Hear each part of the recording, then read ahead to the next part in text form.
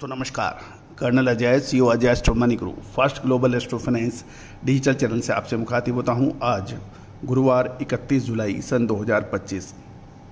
दोस्तों, Ajay astro money गुरु 42 commodities 5 market पर लगातार अपडेट और विश्लेषण आप तक प्रस्तुत करते हैं। दोस्तों, हम वर्तमान ही नहीं भविष्य का भी करते हैं सटीक आकलन। खबर निकल के आ रही है कि 1 अगस्त से लागू होने वाले अमेरिकन टैरिफ एग्री एक्सपोर्ट पर असर डाल सकता है भारत से अमेरिका को। इसका असर किन किन कमोडिटीज़ पे पड़ सकता है, क्या संभावना है, कितनी एक्सपोर्ट हम कितनी मात्रा में करते हैं, इन सब की जानकारी, विस्तृत जानकारी जानिए इस शो से। एक विनम्र अनुरोध, यदि आप हमारे चैनल पे नए हैं, पहली बार आए हैं और अभी तक सब्सक्राइब नहीं किया है तो चैनल को सब्सक्राइब करें, ये बिल्कुल निःशुल्क है।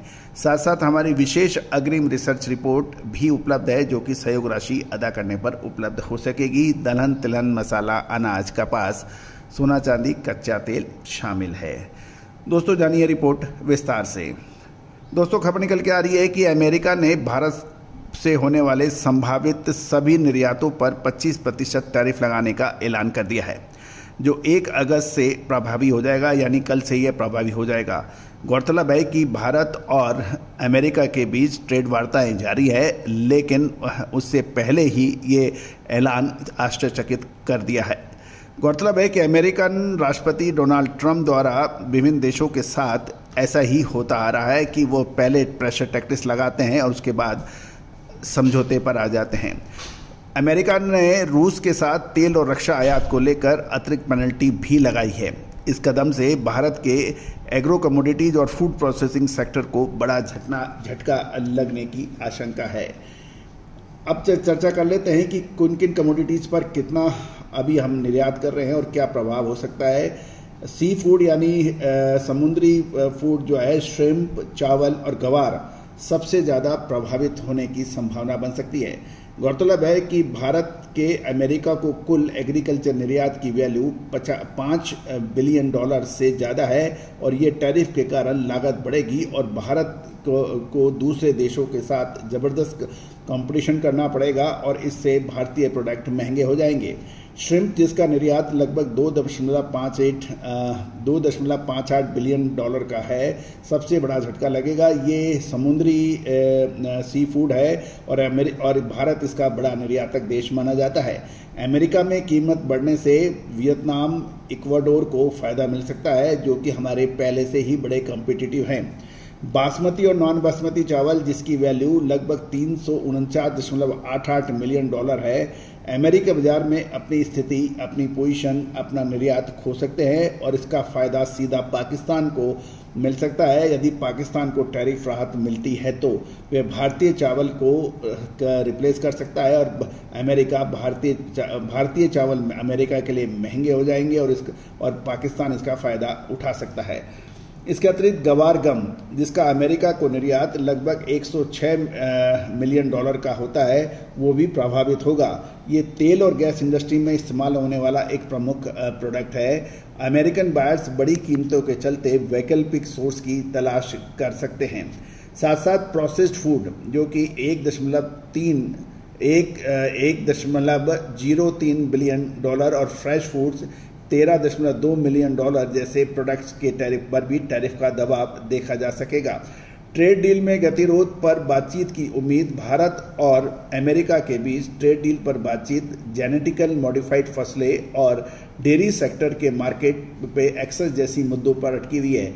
भारत ने घरेलू किसानों को हित को देखते हुए इन मांगों को फिलहाल नहीं माना है, क्योंकि अमेरिका की जेनेटिक मॉडिफाइड फसलें और डेयरी प्रोडक्ट यदि भारत में आएंगे तो इससे भारत के किसान और पशुपालक बुरी तरह से प्रभावित हो सकते हैं और ये पूरा बाजार अमेरिका के हाथ चला जा सकता है, जिससे लोकल यानी भारतीय किसान और पशुपालक कंपटीशन या प्रतिस्पर्धा नहीं कर पाएंगे।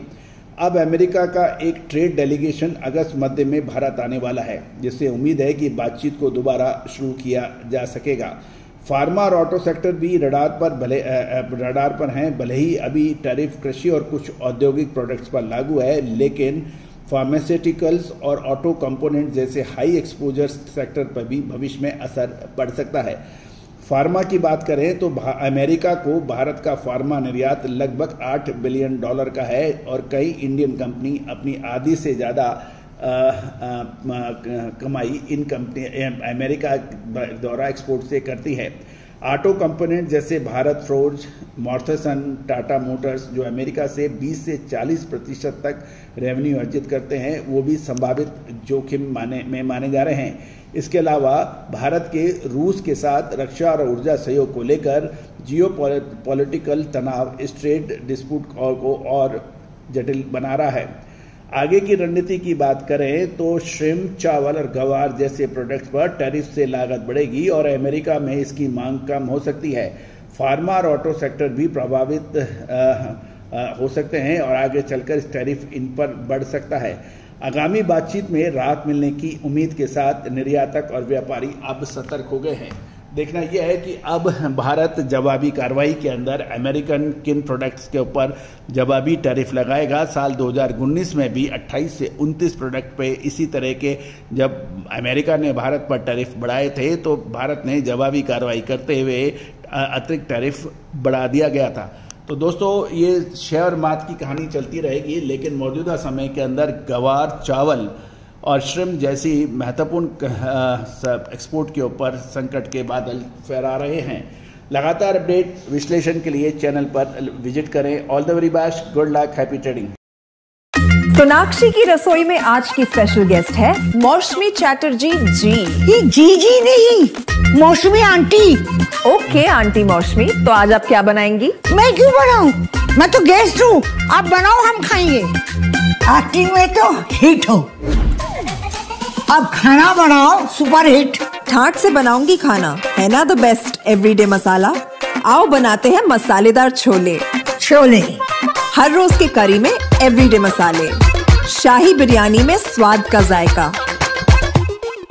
पटल पोस्तो और शुष्य इलिश भापा।